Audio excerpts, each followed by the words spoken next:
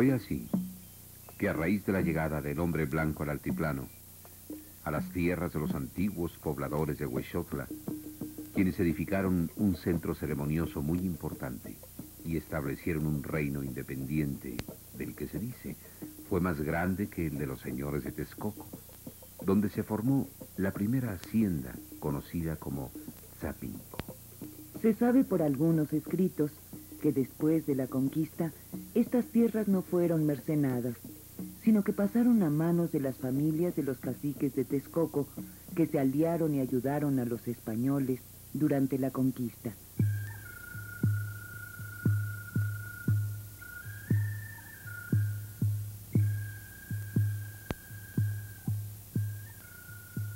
Así fueron pasando de mano en mano y por diferentes familias españolas estas tierras, hasta que allá por 1594, un español llamado Felipe Cibo de Soberanis, violando las leyes de Indias, se dedicó a comprar tierras a los aborígenes y a las familias de los antiguos reyes, con lo que juntó una superficie considerable, formándose así la hacienda que llevó el nombre de Nuestra Señora de la Concepción de Acayac, conocida también como Tzapinco, cuya etimología en lengua náhuatl significa lugar de cosas espinosas.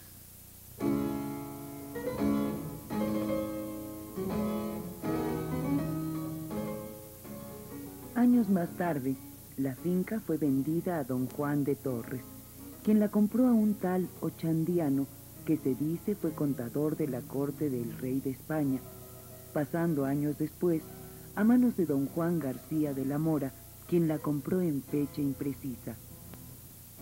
En 1689, don Juan García de la Mora la vende a don Francisco Antonio de Medina y Picasso, quien era dueño de otras haciendas de la región de Texcoco y el cual la llamó Hacienda de Nuestra Señora de la Soledad.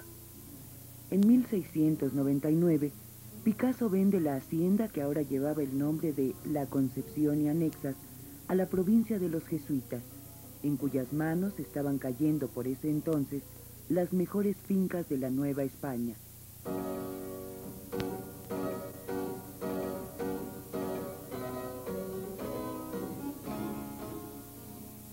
Bajo este dominio, el auge de la hacienda se vigoriza y los jesuitas empiezan a construir edificios, obras de riego y desagüe. A pesar de tratarse de una orden religiosa, no le dieron un aspecto conventual a la hacienda. Estos jesuitas plantaron con sus manos extensos olivares, que producían excelentes aceitunas de gusto tan delicado como las de Córdoba en Andalucía. También plantaron manzanos, peras, granadas, moreras y otras plantas desconocidas en la Nueva España.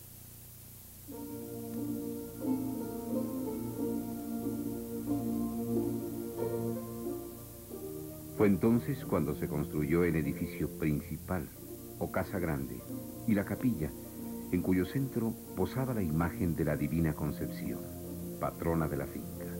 En esta imagen se inspiró Diego Rivera para pintar a la Madre Tierra, grávida, ojos de jadeíta, que reina sobre el quehacer cultural, viento, humedad, cultivo, cosecha. Fue aquí donde los jesuitas poblaron de ganado la hacienda. Plantaron hermosos y extensos manguillares. Establecieron espléndidas huertas y espaciosos graneros. Se puede decir que en la época, la hacienda fue un centro agrícola muy importante.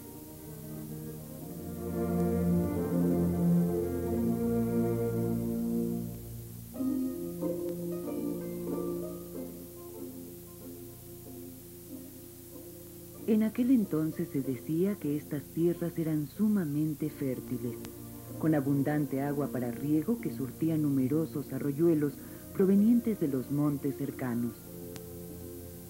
La gran vecindad con la capital, a la que los virreyes españoles llamaron la gran ciudad de los palacios, proporcionaba un buen mercado para las cosechas, pues la hacienda distaba tan solo 9 leguas, que se recorrían tranquilamente por el lago de Texcoco en canoas o típicas trajineras.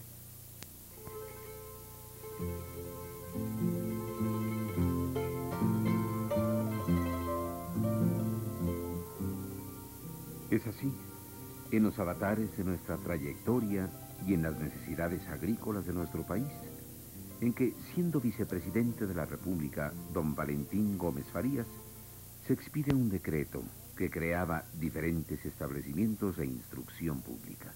A partir de esta disposición, se inician varios proyectos para la creación de una escuela de agricultura que se caracterizó con la adquisición de los terrenos de la Hacienda de la Ascensión, programándose como fecha de inauguración el 2 de octubre de 1845.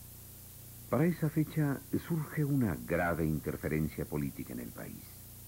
El territorio mexicano de Texas se declara independiente y pasa a ser un estado más de la Unión Americana, que de inmediato envía sus tropas al sur del río Bravo para repeler cualquier agresión en contra de esta anexión.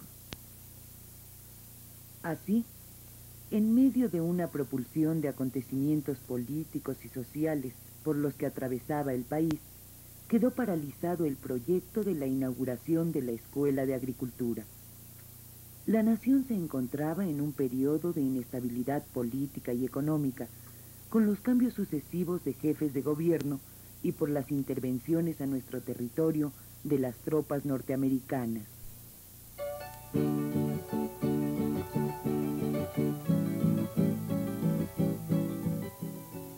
Fue definitivamente bajo el gobierno de Antonio López de Santana cuando se decretaron las bases para la inauguración de la Escuela de Agricultura, y bajo la conducción política de don Joaquín Velázquez de León, quien dispuso que se fusionara con la de Veterinaria, que se encontraba operando en los terrenos del exconvento de San Gregorio. Con esta fusión se crea el Colegio Nacional de Agricultura y Veterinaria, con sede en San Jacinto, Distrito Federal, allá por el rumbo de Tacuba, donde todavía existe este edificio de sólida arquitectura.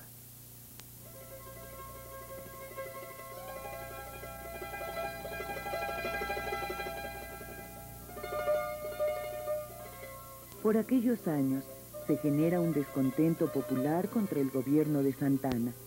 Los liberales acaudillan un movimiento para derrocarlo, haciendo patente y público el Plan de Ayutla. En este plan participaron activamente los alumnos de agricultura, posesionándose del edificio. Abanderando el liberalismo, se desvinculan de los veterinarios por su posición gobiernista y reaccionaria.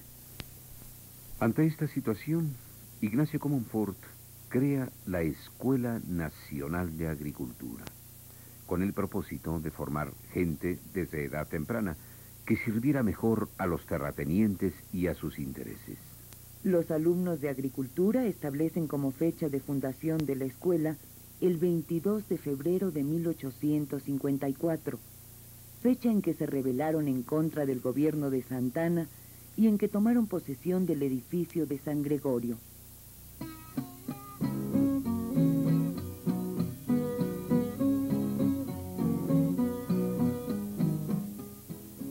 El gobierno liberal que encabezaba don Benito Juárez, quien fungía en ese entonces como ministro de Justicia de la Nación, dictaba una ley para abolir los tribunales eclesiásticos y militares, y en 1856, la ley que vulneraba las propiedades y latifundios que poseía la Iglesia. Estas disposiciones legales provocaron una división y una disensión en el seno del liberalismo, en el que surgieron liberales de izquierda y liberales de derecha. Al aceptar Ignacio Comonfort el cargo de dictador invitado, Juárez es encarcelado durante varios días. En cuanto obtiene su libertad, se dirige al norte del país, donde otros jefes liberales lo proclaman presidente provisional de la República.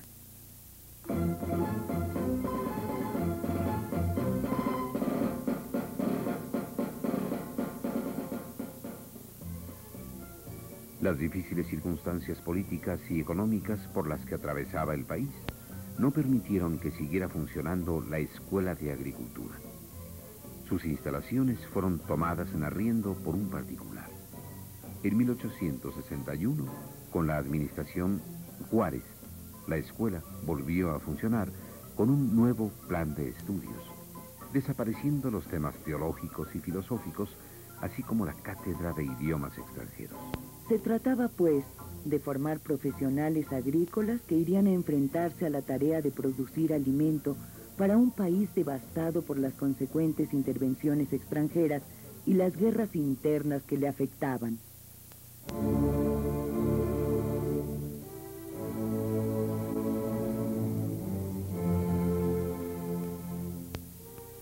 El presidente Juárez fallece de un ataque al corazón a las 11:15 de la noche del 18 de julio de 1872 en Palacio Nacional. A su muerte le sucede don Sebastián Lerdo de Tejada, quien, desprovisto de apoyo político y por las constantes conspiraciones militares en las que participaba Porfirio Díaz, deja el poder el 16 de noviembre de 1876.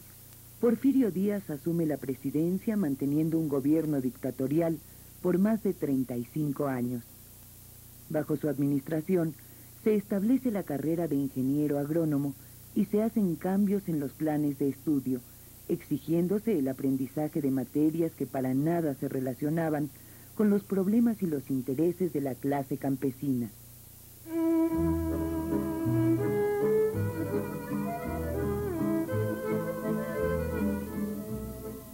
Las circunstancias políticas, sociales y económicas creadas por el porfiriato dejaron honda huella en la Escuela Nacional de Agricultura.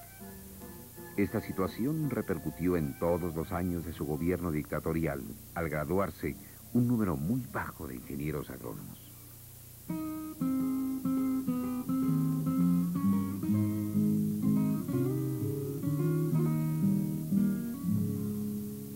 Don Olegario Molina, que estuvo al frente de la Secretaría de Agricultura y Fomento de 1907 a 1911, se dio a la magna tarea de reorganizar los planes de estudio de la Escuela de Agricultura. Mientras tanto, Venustiano Carranza expedía en el puerto de Veracruz la ley del 6 de enero, pilar fundamental de la reforma agraria. El 16 de septiembre de 1916, Carranza convoca al Congreso Constituyente en la ciudad de Querétaro para reformar la Constitución Política de 1857 y para decretar el artículo 27, que trata sobre la propiedad de las tierras y aguas comprendidas dentro de los límites del territorio nacional. El proyecto no satisfizo del todo a los representantes populares, porque Carranza no atacaba a fondo el problema de la distribución de la propiedad privada que estaba en poder de caciques y terratenientes, en su mayoría extranjeros.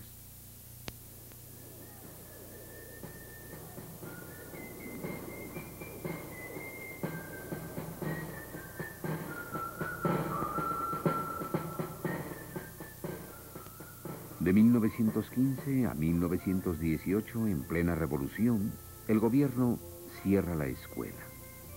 En este movimiento se enrolaron numerosos alumnos en las filas de Zapata, Villa y Obregón.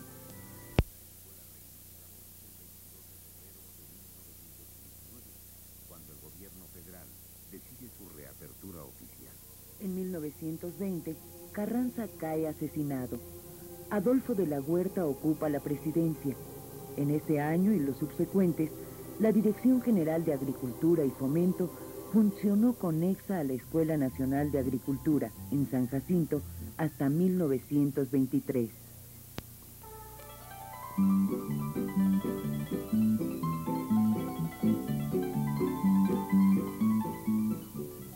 En la celebración del centenario de la consumación de nuestra independencia, uno de los actos más relevantes fue el proyecto de inauguración de la futura sede de la Escuela Nacional de Agricultura en la Hacienda de Chapingo. Presidió este acto el general Obregón como presidente de la República y como secretario de Agricultura el general Antonio Villarreal.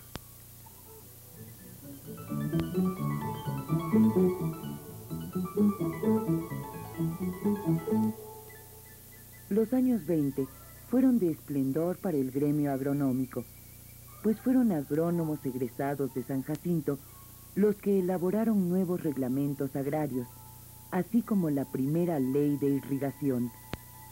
Fueron agrónomos quienes fundaron los primeros bancos agrícolas y los que administraron inicialmente el Banco Nacional de Crédito Agrícola.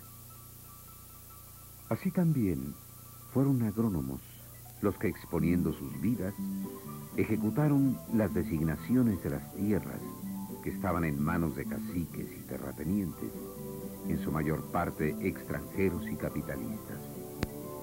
Fueron agrónomos egresados de la ENA, quienes adoptaron una posición radical y de presión al general Obregón para acelerar el proceso de la reforma agraria. En esta ala radical militaron Marte R. Gómez y Gilberto Favila.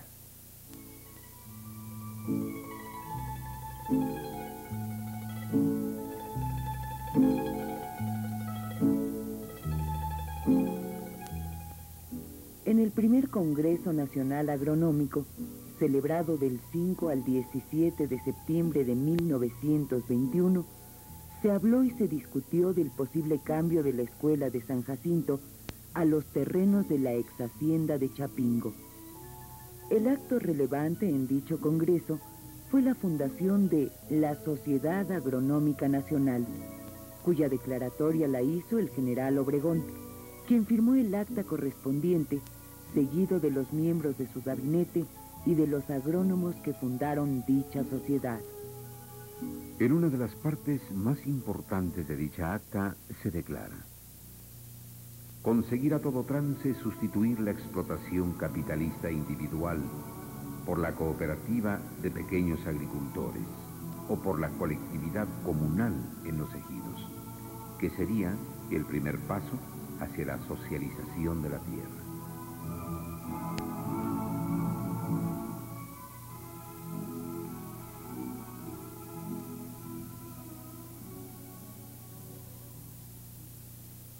El 10 de mayo de 1921, el periódico Excelsior informaba que por acuerdo del presidente de la República, general Álvaro Obregón, se militarizaba a la Escuela Nacional de Agricultura, que próximamente se trasladaría a la ex hacienda de Chapingo.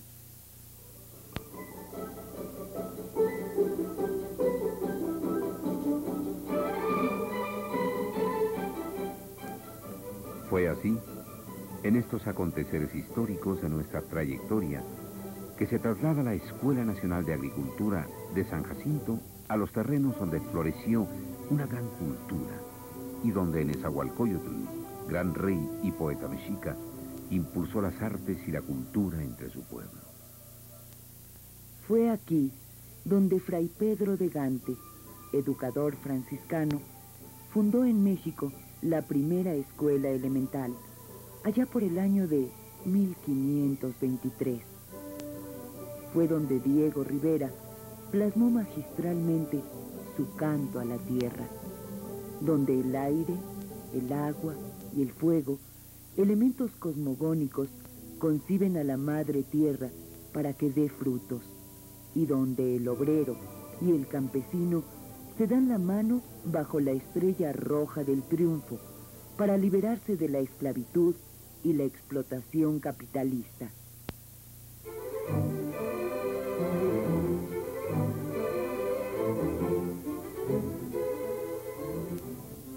Siendo las 10:30 de la mañana del día 20 de noviembre de 1923, arribó a Chapingo el tren presidencial, del cual bajaron el general Álvaro Obregón y los miembros de su gabinete, así como una numerosa comitiva de políticos y gente del pueblo.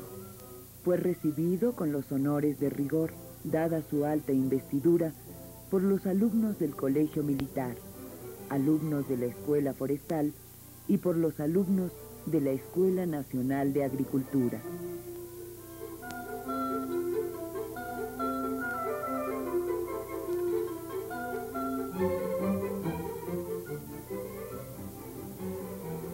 Recorrió el presidente el área donde se iban a regir las nuevas instalaciones que estaban aún en construcción, salones de clase, laboratorios, dormitorios, canchas deportivas, etc.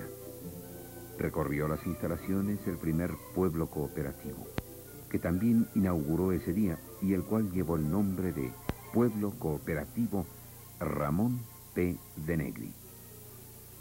Debido al retraso de las instalaciones de los salones de clase, laboratorios, así como de otras construcciones, la inauguración de los cursos escolares se hizo el 1 de mayo de 1924, 70 años después de la fundación de la Escuela Nacional de Agricultura en San Jacinto.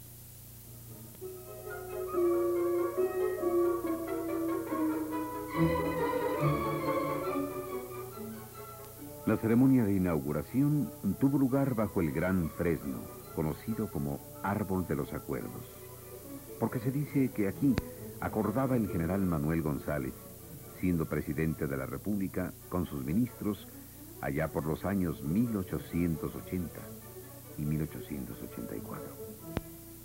Amenizó dicho acto la orquesta típica de la Ciudad de México, quien interpretó bella música mexicana de la época.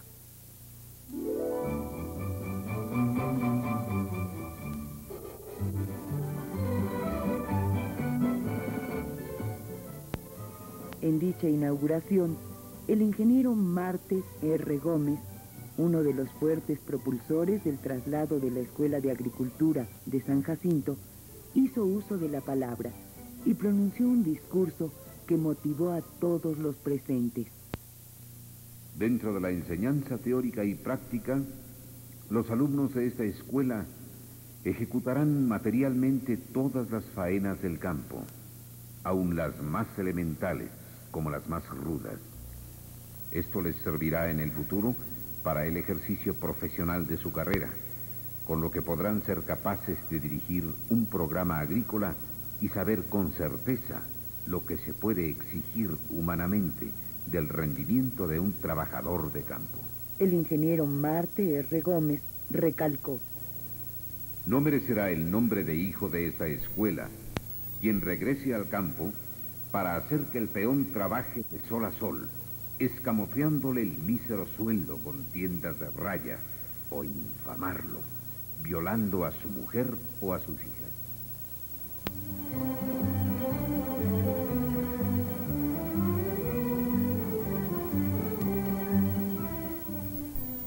Con estas palabras, el ingeniero Marte R. Gómez concluyó el discurso de inauguración de la Escuela Nacional de Agricultura, al exclamar la frase que adoptó como lema la escuela y que retomó la hoy reciente Universidad Autónoma Chapingo.